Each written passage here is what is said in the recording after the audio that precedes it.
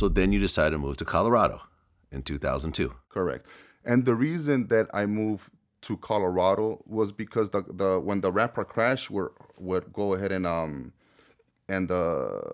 see me in the neighborhood, they would go ahead and say, "Hey, Clever," or like, "What's up? This media attention's gonna die." They would say, "Homie, this media attention's gonna die, homie. We're gonna come after you." And that's exactly what happened. Because in the media attention, I remember walking down the street with the likes of Gerardo Rivera, and I'm talking to him about police brutality. When it consisted of Time Magazine, there was this lady from Time Magazine that came take pictures, and she's like, "Man, there's no police brutality." I'm like, "Yeah, because you're a white lady with a camera. They're not gonna stop. Go inside the liquor store, and as soon as the cops pass, they're gonna come right now." So she went inside the liquor store, and sure enough, the cops came and they put us all against the wall. And then she came out, like blaze of glory, just taking pictures. And the cops, "We're gonna take your camera away. You're not gonna take my camera away."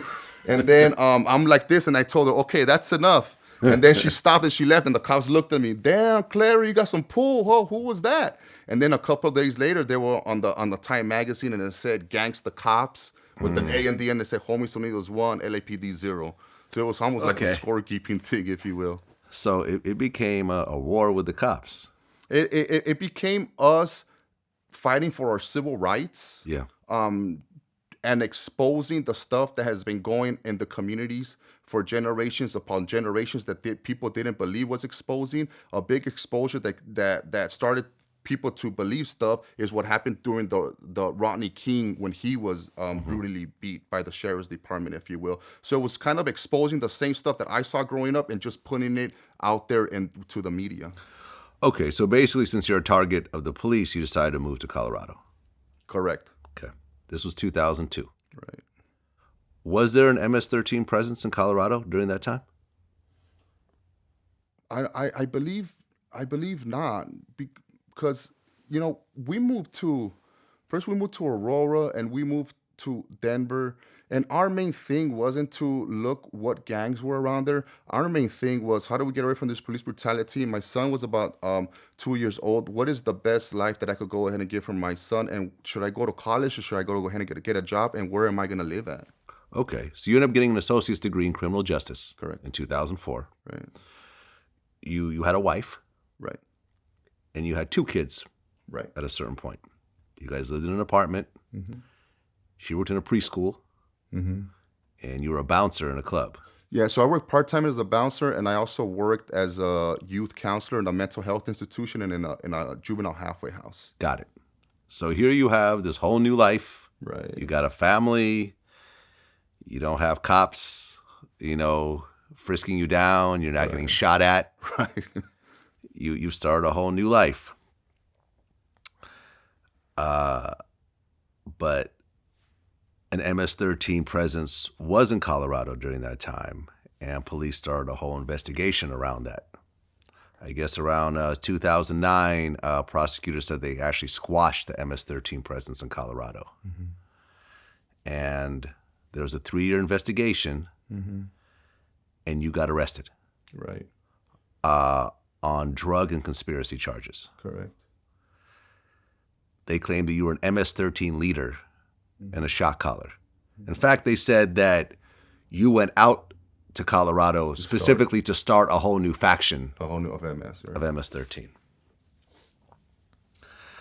How did it feel to move away from LA and all the craziness to a whole new place, start a whole new life, and next thing you know, boom? Because you actually, from the time that you were arrested from juvenile, you had never been arrested as an adult. Correct. Up to that point. So you were clean. Right. And then boom, now you're back in a jail cell again. Right.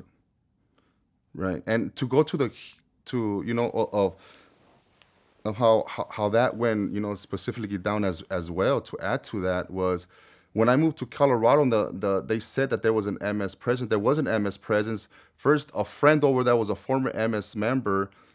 He asked me if I wanted to go ahead and move over because I told him about the police brutality, and I went there.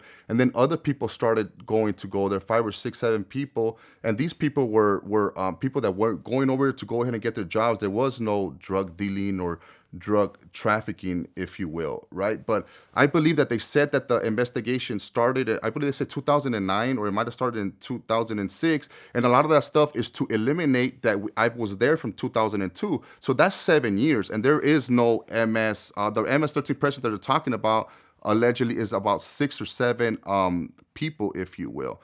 So there is no presence, but the reason that they said that we were there in 2009 was to eliminate those other 7 years where I was pretty much just working. Yeah. And the way that it happened was that, and for a LAPD officer was the one that followed me to Colorado, and they didn't let the courts know that, if you will. So I believe that my investigation had started by the FBI already when I was already walking down the street with the likes of Gerardo Rivera or coming out in the media as well. But to answer your question of how that felt, I woke up I woke up the next day in the federal facility, and I was all over the news and the newspaper, and I was like the MS-13 leader. And I mean, that's the stuff that I wanted when I was 16 years old. Right. Now I got my family, I'm 31, I'm like, whoa, what are you talking about? This has to be a mistake. And not only that, but people in the facility started running with it, like the CEOs